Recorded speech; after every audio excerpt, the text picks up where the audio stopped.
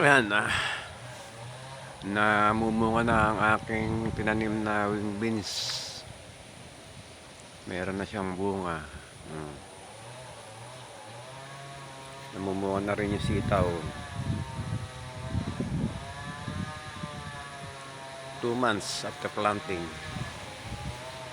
Ayan, may mga bulaklak na.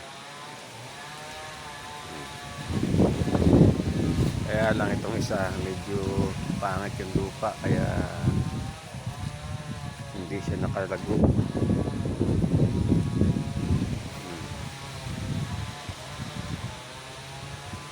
Hindi rin kasi nung naarawan kasi gawa nitong gawa nitong mungga. Yan ang aking munting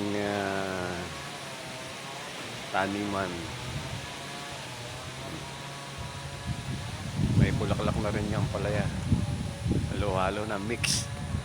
I call it mix vegetable garden.